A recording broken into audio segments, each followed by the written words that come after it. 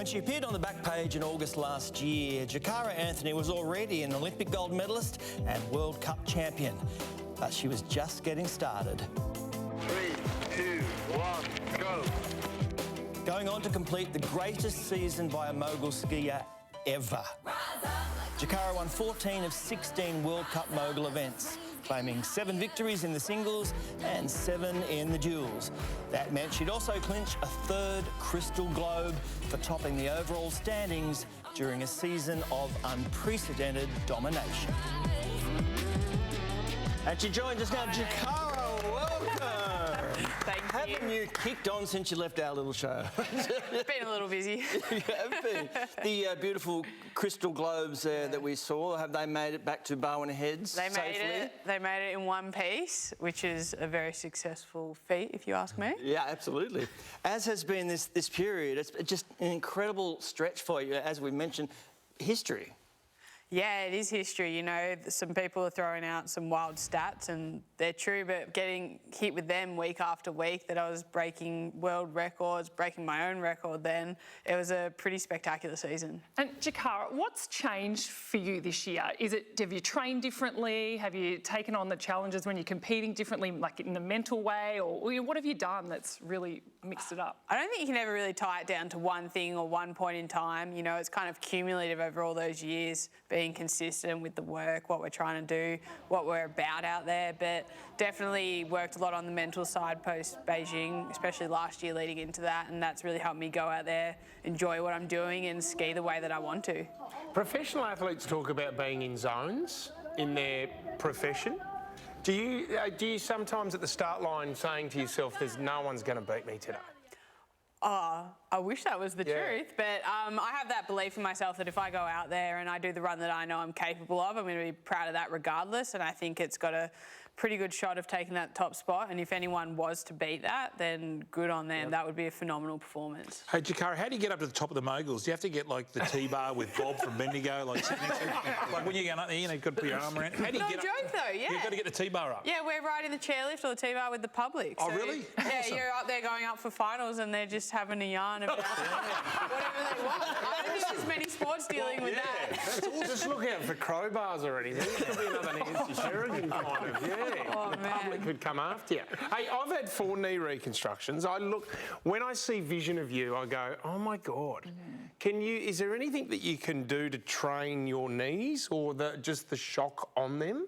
I think it looks worse than it is, but it is a very high impact sport. So we're in the gym a lot, like a lot. Getting as strong and fit as we can, and lower body strength in particular, to be able to deal with that impact, and a little bit of upper body so you can take a hit if it happens, which fingers crossed it doesn't, but you know, it's the reality of the sport. Do you think your way, it's such a fast and bumpy event, do you think your way through it, or do you just let your muscle memory take over and just, you know, does it all happen just naturally without even almost thinking about it? By the time you get to competition, you're trusting that muscle memory a fair bit, but there's specific parts of the course that you know are a little trickier and you've got to be a little more conscious of, or certain technical things you might be struggling with or really striving to do on certain courses, and they're definitely playing on your mind. You're thinking about them constantly while you're skiing, and then at training we're even more intentional with trying to change things. What about the duels, which look fabulous, and you did brilliantly at, and they're going to be at the Olympics? Yeah, Dual Moguls is going to be in Milano Cortina at the Olympics for the first time, so we're going to have 2 cracks at a gold medal, which is super exciting. It's a pretty different ball game, you know, speed becomes a little more important. Judges are trying to watch 2 people at a time, so that changes it a little bit, but it's a really exciting spectator sport, and I'm excited for the whole world to get to see that. Well, you can, though, not get down the bottom there unscathed in the duels. I think we have some vision of Matt Graham, that crash.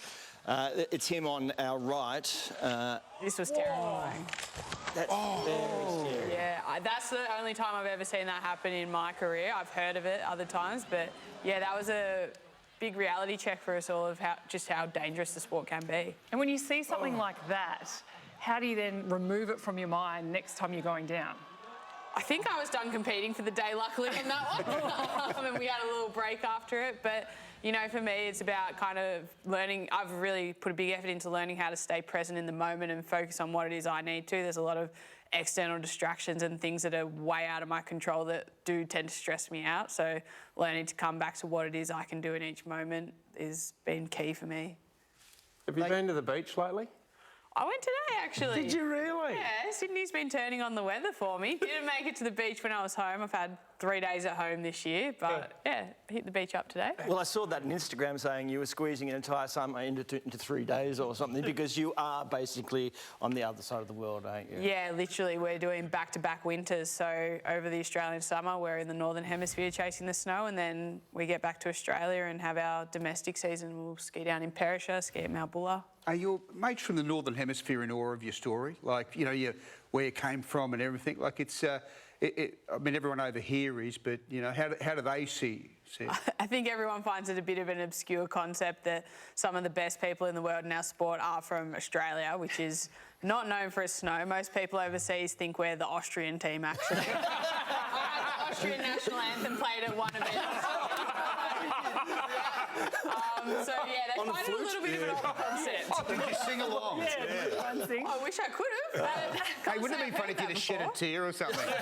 Well, let's hope we hear that Austrian national anthem at the next Olympics and you're standing on that podium. Great to talk to you again and well done on everything you've achieved and continue to. Come back and see us again. Coming up, our champ of the week. Stick around. So good.